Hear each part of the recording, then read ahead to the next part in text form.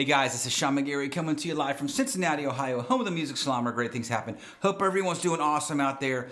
Had a lot of requests for this, and it's something I've been meaning to do for a while because it's something I do all the time for my gigs. It's looping, okay? And I just realized I've never done a looping video.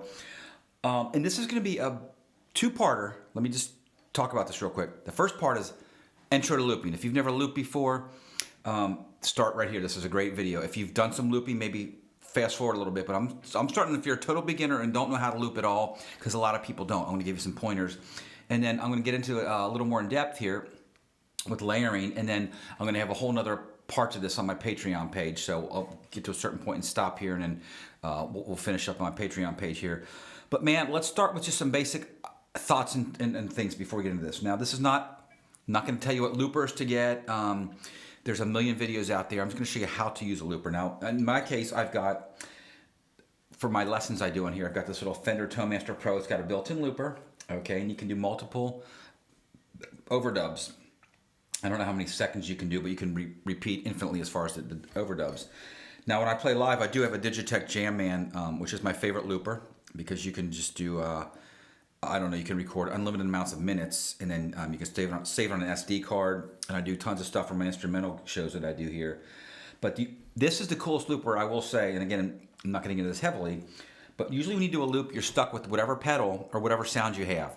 Now this, you can actually do a loop and then like get out of it for a second and put on distortion or like add effects, you know, a delay. So it's pretty in-depth. This is a cool thing.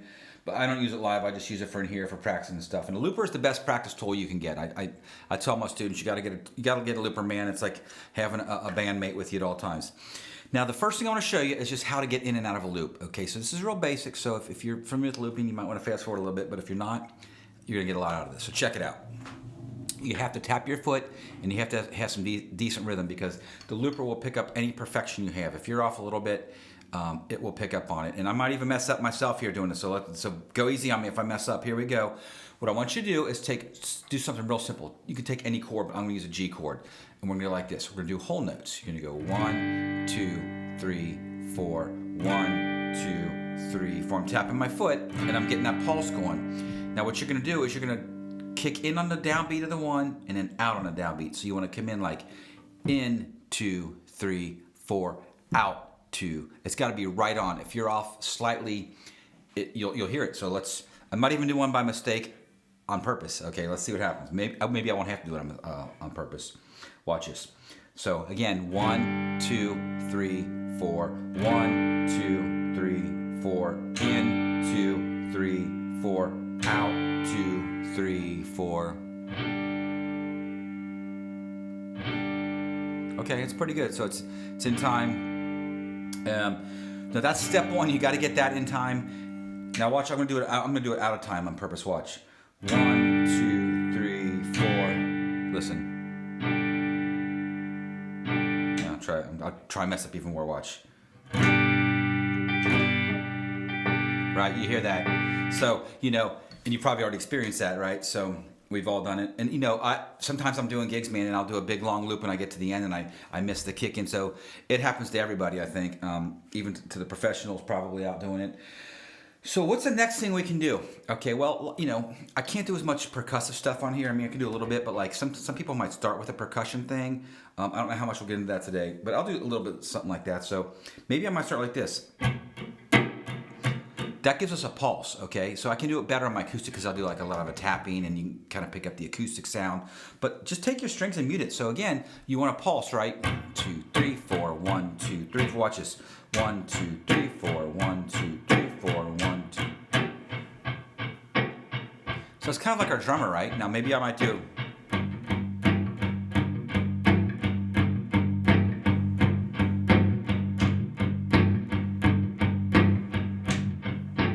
Okay, so now I've got a layer, I've got something, kind of a bluesy thing.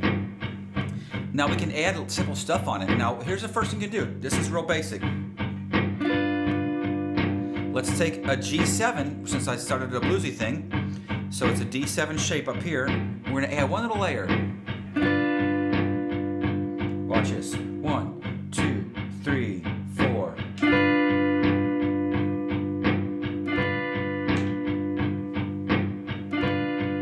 Okay, now I might add a little bass line.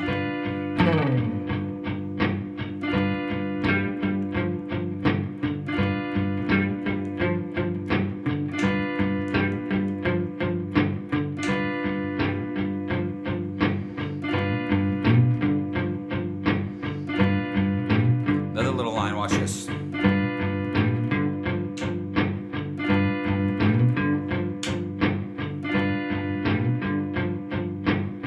Right?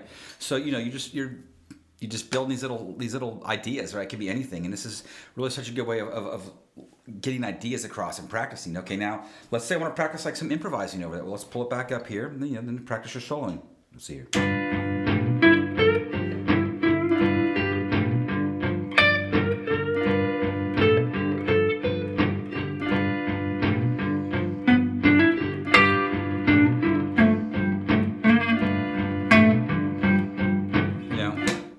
You get the idea. You can start practicing your soloing of that.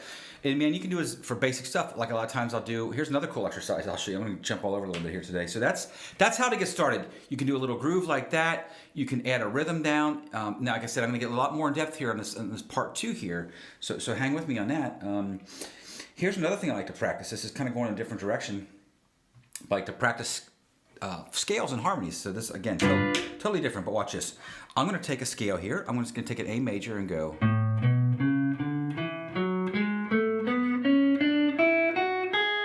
So watch this. Real simple. Again, 1,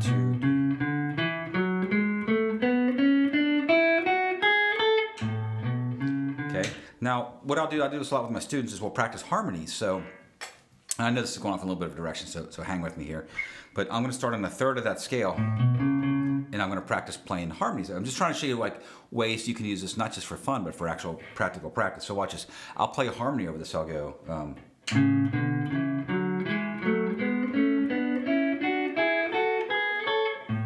Right? I'll do it one time. So starting in a third.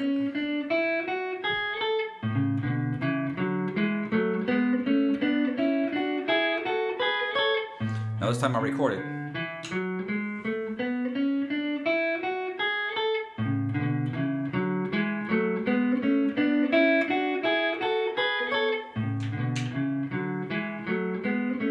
You do another harmony on top of that.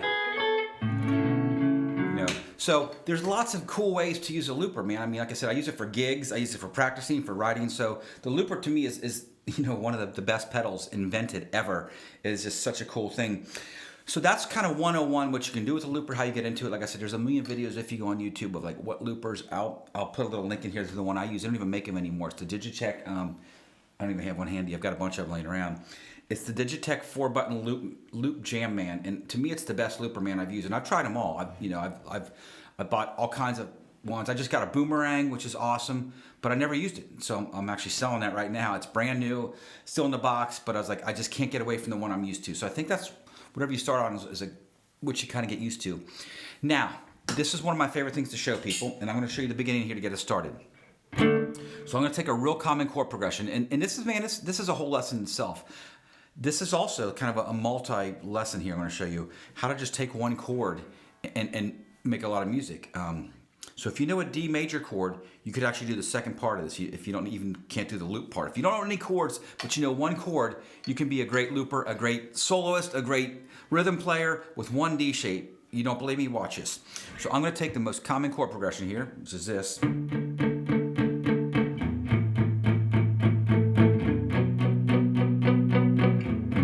Everybody's going, oh, it's such and such. Yeah, it's a million songs. Everything, Don't Stop Believing, Jesse's Girl, With or Without You, whatever. But it's D major, A major, B minor, G major. And I'm just going to kind of play as straightforward, basic as I can. Okay, so I'm going to go like this. I'm going to go, I'm going to play once through just to make sure my rhythm's in time, right? I'm tapping my foot.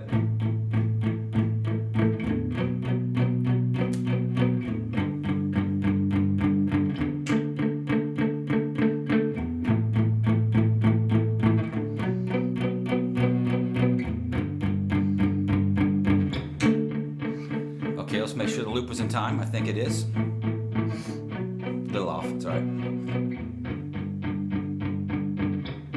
Okay, Now what we're gonna do, I'm trying to turn this up a little bit too, is you're gonna take one chord here, this D major, and all we're gonna do is we're gonna do whole notes over this. Watch this. So start off, I'm not gonna loop anything yet. We're gonna go on the downbeat, we're gonna go 1, 2, 3, 4, 1, 2, 3, 4, 1, 2, 3, 4.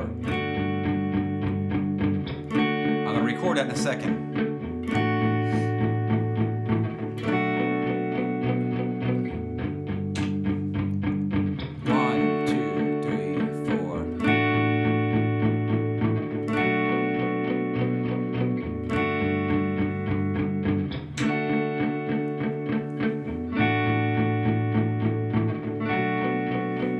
So you're probably saying, not very exciting. You're right, it's not. But it added something to it, and we're going to keep adding more. I'm just trying to give you some ideas of how to loop here. So next thing we might do is quarter notes. Watch this.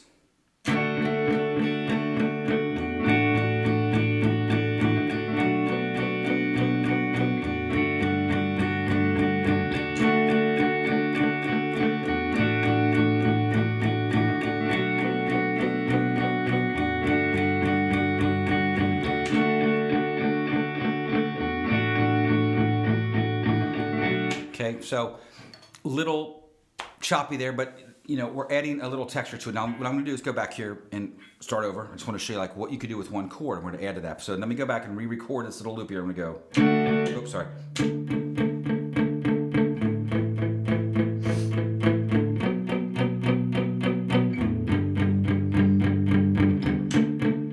Okay, now before I loop this stuff, I'm gonna show you, last thing I'm going to show you here is how to get started with this. So with this one idea I promised you could do a whole little thing over is we want to add some notes to this. So take this D chord and we're going to add our two sus shapes. Pinky on is your sus4, pinky off and middle finger off is your sus2. Okay, now here's a great little exercise. Watch this. 1, pinky on, pinky off, middle finger off. Super easy, watch this. 1, 2, 3, 4, on, 2, 3, 4, off, 2, 3, 4, off, 2, 3, 4, on. Okay, sounds really cool. It's gonna add a lot of texture and layers to that. I'm gonna do it with the music. Ready?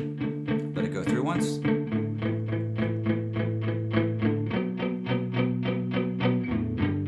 Here we go.